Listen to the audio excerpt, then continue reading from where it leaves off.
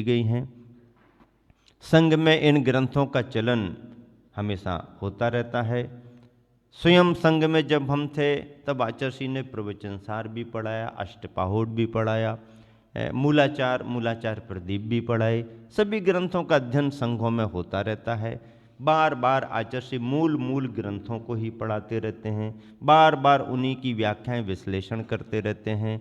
तो प्रवचन सार को जब हम लोगों ने पढ़ा तो मुनियों की दीक्षा, मुनियों के व्रत, मुनियों के मूल गुण आदि को लेकर के बहुत अच्छे प्रसंग हैं। 28 मूल गुणों की चर्चा बहुत अच्छे तरीके से की गई है। तो ऐसे प्रथमान योग के ग्रंथों में जो कथन आते हैं आदि चरणान योग के ग्रंथों में जो कथन आते हैं उन सभी से ये सिद्ध होता है कि मुक्ति का मार्ग साक्षात रत्नत्रय है और मुनि बनने पर ही मोक्ष मार्ग की साक्षात शुरुआत होती है। ये भावना भी ब्रह्मचारियों को कूट कूट करके दी गई। समय सागर जी महाराज जी जब पढ़ाते हैं तो बहुत अच्छे तरीके से पढ़ाते हैं, मनोयोग से पढ़ाते हैं। क्योंकि मुझे स्वयं मालूम है जब ब्रह्मचारी अवस्था में संघ में हमारा प्रवेश हुआ था तो आचार्य श्री तो अब बड़ी क्लास पढ़ाते थे, तो बड़ी क्लास में बैठ कर के अपना सुनना होता था और जितना समझ में आया बाकी सुनना तो होता ही है, बीच बीच के संदर्भ तो समझ में आते थे। लेकिन आचार्य ये भी जानते थे ये नए नए हैं, स्कूली पढ़ाई करने वाले विद्यार्थी हैं, तो इनको विधिवत कुछ अध्ययन हो, इसके लिए आचार्य ने समय सागर जी महाराज जी को जिम्मेदारी सौंपी थी। समय सागर जी महाराज जी ने उस समय पढ़ाना शुरू किया था और कितने अच्छे तरीके से संदर्भों को पढ़ाते थे, आज भी मुझे याद है। तो महाराज जी ने अच्छे तरीके से ब्रह्मचारियों को तैयार किया और गुरुवर ने दीक्षा के लिए उन ब्रह्मचारी भाइयों को तैयार कर दिया।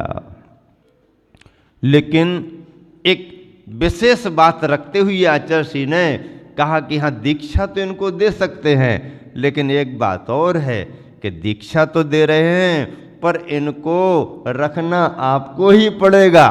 देखो एक और नई बात कर दी। और महाराज जी तो संकोच में पड़ेंगे क्योंकि इतनी बड़ी जवाबदारी लेना और बहुत मतलब एक बड़ी बात होती है। फिर भी गुरु के संकेतों को समझ करके महाराज जी ने गुरु आज्ञा में स्वीकृति दी है और जो भी है तो आचार्य ने स्वयं कहा कि हाँ करते करते हाँ अब 40 वर्ष में तो देखो आचार्य श्री भी बहुत दूरदर्शिता से सभी विचार करते हैं, संघ की व्यवस्थाओं पर विचार करते हैं और आवश्यकताओं पर विचार करते हैं। मुनि दीक्षा का संदर्भ बना, मुनि दीक्षाएं हुई, आप सबने देखी। मुनि दीक्षा का एक क्रम होता है, परिवारी जनों की सहमति तो होती ही होती है, सहमति लेना भी पड़ती है। चूँकि एकदम नए और अपरिचित हों तो परिवार को बुला करके पूछने की ज़रूरत पड़ती है, लेकिन जो पुराने हैं, परिचित हैं, पूरा परिवार परिचित है, परिवार क्या पूरा कुटुंब और पूरा गांव परिचित है, उनका आवागमन रहता है, बरसों चौका लगाते रहते हैं, नियम व्रत लेते रहते हैं, तो फिर उनसे पूछना और परमिशन की कोई ज़रूरत जैसी नहीं, क्योंकि पूरे के पूरे परिवार भी व्रतिजन बन जाते हैं। तो आचार्य श्री को इन सब का अध्ययन हो जाता है। फिर भी अनुमति लेकर के निवेदन करके ही बात आगे बढ़ती है। और आप सबने देखा जैसा हर साल हर वर्ष हर समय होता है दीक्षाओं के समय कि ब्रह्मचारी स्वयं अपने भाव प्रकट करते हैं ताकि उनका भाव स्वतंत्रता से उपस्थित जन समुदाय के सामने, उनके परिवारी जनों के सामने प्रकट हो कि उनके ऊपर कोई दबाव नहीं है, उनके लिए कोई मजबूरी नहीं है। और इस तरह से वह अपने भावों को प्रकट करते हैं। संघ से, संघ के मुनिगणों से, समाज से, अपने साथी ब्रह्मचारी भाइयों से, परिवारी जनों से क्षमा याचना करते हैं। क्षमा याचना करना इसलिए ज़रूरी होता है क्योंकि सबके बीच में उठने बैठने में 19-20 होता रहता है। अब 2-4-10 बर्तन होते हैं तो थोड़ी ना थोड़ी आवाज़ तो आती ही रहती है। उस आवाज़ के लिए फिर समापन किया जाता है, विसर्जन किया जाता है, उसे क्षमा याचना का क्रम कहते हैं। तो वो भी होता है, वो भी आप सबने देखा हुआ करना पड़ता है, और करने में एक भावना भी जुड़ी रहती है। गुरुवर को ये आश्वस्त किया जाता है कि आपसे दीक्षित होकर के, आपको गुरु मान करके आप जो भी मार्गदर्शन देंगे जीवन पर्यंत आपकी आज्ञा का पालन करेंगे, इत्यादि प्रकार से गुरु के चरणों में निवेदन किया जाता है। ये बातें मुझे इसलिए मालूम है कि जिस समय हम लोगों की दीक्षा हुई थी तो उस समय भी वही क्रम, हर दीक्षाओं में यही क्रम होता है। इस बार मैंने चला करके ये सोच करके कि अपनी दीक्षा में तो अपन पूरी बात नहीं समझ पाते, देख पाते, क्योंकि उस समय तो निर्विकल्पता रहती है और एक ऐसी अनुभूति में अपन रमते हैं कि ऐसा अवसर जीवन में दुर्लभता से मिलता है। तो समय निर्विकल्पता से अपनी ध्यान की भूमिका, शुद्धोपयोगी की भूमिका में रहते हैं और आंख बंद करके गुरुवर क्या कर रहे हैं, कैसा कर रहे हैं, वो तो देखने वाले जाने, अपने पर हो रहा है ये महसूस करते हुए आदि आदि का आनंद लिया जाता है। तो उस समय तो सबने, तो इस बार मैंने चला करके ऐसा देखा जैसे सभी समाज उपस्थित थी और लाइव टेलीकास्ट जैसे होता है तो सभी लोग देख रहे थे बागीदोरा में। तो हमने कहा भैया आप ही आप देखोगे, मुझे भी तो देखना है थोड़ा सा। तो दूर से बैठ करके पूरा देखा और देखने में पूरा एक एक दृश्य, एक एक भावना, एक एक संस्कार दिखाई देता, ख्याल में भी आता है कि आचार्य महाराज कितनी जवाबदारी, जिम्मेदारी से एक एक संस्कार एक एक साधक को देते हैं। सब शास्त्रोक्त विधियां हैं, सब शास्त्रों में लिखी गई विधियां हैं, सभी मंत्र शास्त्रों के लिखे हुए हैं और उन मंत्रों का आरोपण तरीके से होता है। सवस्त्र अवस्था में कितने संस्कार दे दिए जाते हैं, उसके बाद में उन्हें निर्ग्रंथ होने का संकेत दे करके फिर उसके बाद में अन्य संस्कार किए जाते हैं। इस तरह से मुनि दीक्षा का अपना क्रम है, उसकी अपनी साधना है, पद्धति है और बहुत प्राचीन है, आज की नहीं है, बहुत प्राचीन है, युगादि पुरुष आदिनाथ भगवान के समय से आई हुई है। इस साधना पद्धति की प्राचीनता के साथ प्रामाणिकता भी है। यही कारण है कि इतनी प्रामाणिकता होने के कारण ही लोग कभी इस चर्या में बाधा व्यवधान नहीं डाल सके। ना समझी में, अज्ञानता में, देश काल की परिस्थितियों में कभी आवागमन में अवरुद्धता भले आ गई हो, लेकिन चर्या की प्रामाणिकता को समझ करके लोगों ने इसे सम्मान हमेशा दिया है। बड़े बड़े राजाओं का आश्रय मिला है और राष्ट्रीय क्या अंतर्राष्ट्रीय स्तर पर दिगंबर मुनिचर्या का महत्व आका जाता है। तो ऐसी प्राचीनता और इसी तरह की प्रामाणिकता होने के कारण यह चर्या आज तक निर्दोष और निराबाध चली आ रही है। सभी समुदायों के द्वारा किसी न किसी रूप में इसके प्रति भावना और मान्यता जुड़ी हुई है। इस कलिकाल में इसी चर्या की साधना करने वाले मुनि महाराज विराजमान हैं और तैयार भी हो रहे हैं। गुरुवर आचार्य श्री के कर कमलों से 10 ब्रह्मचारी भाइयों को निर्ग्रंथ मुनि दीक्षा प्रदान की गई और जिस समय वह अपनी मुद्रा में निर्ग्रंथता के साथ खड़े हुए तो ऐसे दिखाई दे रहे थे कि गुरुवर आचार्य श्री की वरदानी छांव तले साधना के बट वृक्ष के नीचे ये 10 लक्षण के 10 रूप ही खड़े हुए हैं। 10 धर्म के 10 रूप ही खड़े हुए हैं और निर्ग्रंथ सागर से नाम प्रारंभ करके ना को लेकर के सभी महाराज जियों के नामकरण हुए। पिच्छी कमंडल प्रदान किए जाते हैं। संयम का उपकरण पिच्छी मानी जाती है, शुद्धि का उपकरण कमंडल माना जाता है, ज्ञान के उपकरण ग्रंथ माने जाते हैं, इत्यादि प्रकार से मुनि दीक्षा के संस्कार दिए जाते हैं और उस पंच कल्याणक महोत्सव में, जहाँ पर मूल नायक मुनि सुब्रतनाथ भगवान के पंच कल्याणक में विधि नायक आदिनाथ भगवान की दीक्षा हो चुकी थी, उसी मंच पर इन साधकों के लिए भी मुनि दीक्षा प्रदान की गई। पंच कल्याणक महामहोत्सवों में दीक्षा के अवसर पर दीक्षाएं प्रदान होना भी अपने आप में एक योग है। पहले से तो कुछ सुनिश्चित था नहीं। कई बार लोग आचार्य से कहते हैं, आचार्य आप पहले से क्यों नहीं बता देते हो? तो आचार्य कहते हैं कि बिना बताए ही जगह छोटी पड़ने लगती है। अब यदि बता दिया जाए तो फिर तो हम अपना कार्य ही नहीं कर पाएंगे। बिन बताए कोई जरूरत नहीं।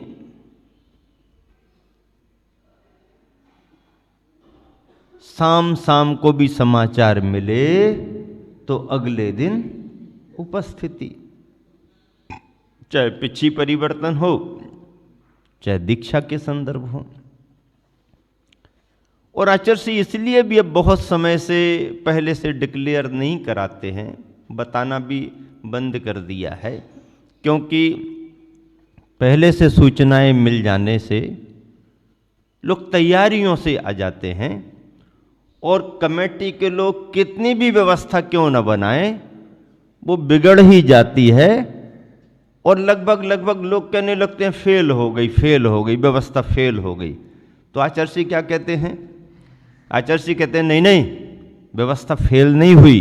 व्यवस्था तो अच्छी बनाते हैं कमेटी वाले अच्छी व्यवस्था बनाते हैं, अच्छी व्यवस्था बनाई भी, व्यवस्था फेल नहीं हुई है, व्यवस्था फैल गई है।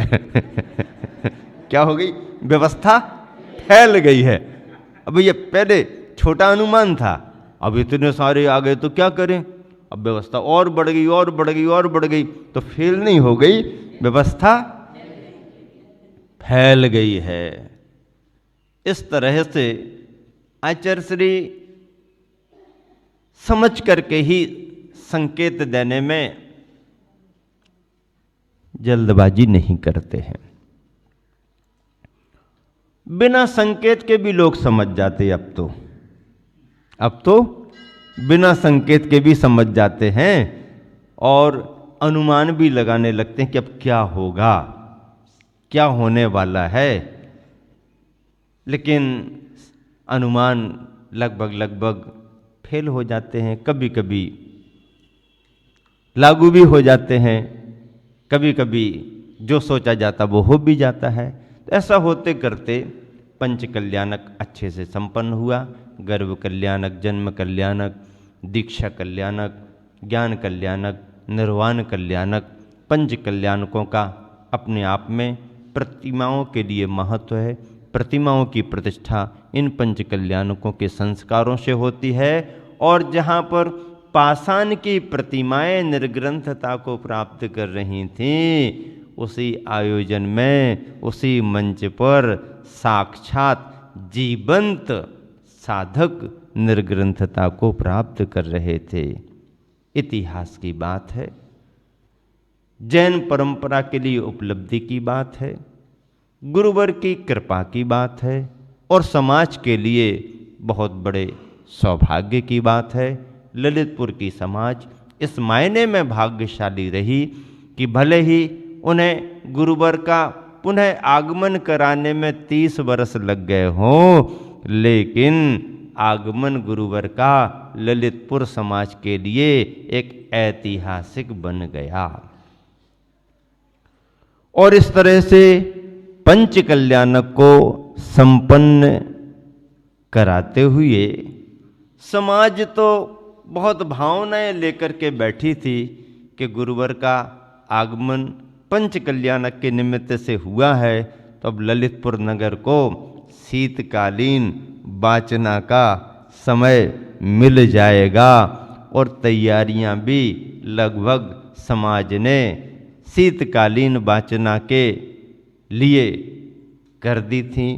पर शीतकालीन वाचना कहाँ होगी, कौन कहे? आचर्षि तो कहते हैं जहाँ है वहीं हमारी वासना चल रही है। गौशाला परिसर अपने आप में इस मायने में महत्वपूर्ण बन गया कि उस परिसर में मंदिर भी बन गया, मानस्तंभ बन गया। धर्मायतन बनने से आवागमन भी बढ़ जाता है और स्थान का महत्व भी बढ़ जाता है। कार्यकर्ताओं को पूजा पाठ करने का अवसर भी मिलने लगता है। धार्मिक भावनाएं जुड़ी रहती हैं, तो धार्मिक भावनाओं के साथ धार्मिक परिसर के निकट यदि जीव दया का कोई कार्य भी होता है तो उसमें भी भावनाएं बनी रहती हैं। गौशाला सामान्य बात नहीं होती है, गौशालाओं का संचालन भी काफ़ी कठिन होता है, लेकिन इसके बावजूद भी समाज और कार्यकर्ताओं का उत्साह गौशाला को आदर्शमय बनाए हुए है और प्रबंध उनका सुचारू चल रहा। ऐसी गौशाला निरंतर आगे बढ़ रही हैं और गौशाला तो गौशाला रही, लेकिन इतना बड़ा परिसर उन्होंने डेवलपमेंट कर लिया कि आज एक तरह से वह लोगों के आने जाने के लिए तो बड़ा अच्छा स्थान रहा ही रहा, पूजा पाठ का भी स्थल बन गया। मुनि सुब्रतनाथ भगवान की प्रतिमा विराजमान करके पंच कल्याणक का कार्यक्रम संपन्न कराना गौशाला कमेटी के लिए, कार्यकर्ताओं के लिए और समाज के लिए एक बहुत बड़ी प्रभावना की बात और बहुत बड़े सौभाग्य की बात रही। ललितपुर वालों ने भावना भले ही लगा के रखी हो कि आचर्षि रुकें रुकें रुकें, तैयारियां भी उन्होंने की, लेकिन गुरुवर क्या लक्ष्य लेकर के चल रहे हैं किसको पता। और एक दिन ऐसा हुआ कि भावनाएं तो सभी लोग रखते रहे, निवेदनों पर निवेदन करते रहे, लेकिन गुरुवर का आगमन 21 नवंबर को हुआ। 19 नहीं 21 कार्यक्रम करा के, कार्यक्रम भी 19 होता है, 20 होता है, 21 होता है, तो कार्यक्रम 19 नहीं कराया। समाज बंधुओं ने जब आगमन में 21 कार्यक्रम किया, भावनाएं रखी, पंच कल्याणक कराने में जब उन्होंने 19 काम नहीं किया, 21 काम किया, तो आचार्य श्री ने 21 नवंबर को प्रवेश करके अपना कार्य भी 21 ही कर दिया। और फिर 1 दिसंबर को मध्याह्न में गुरुवर ने गौशाला से बिहार कर दिया। और अब आगे किस ओर जाते हैं इसकी चर्चा आपको आगे सुनने को मिलेगी। समय देख करके यहीं पर आप सभी को विराम देता हूँ। महावीर भगवान की जय।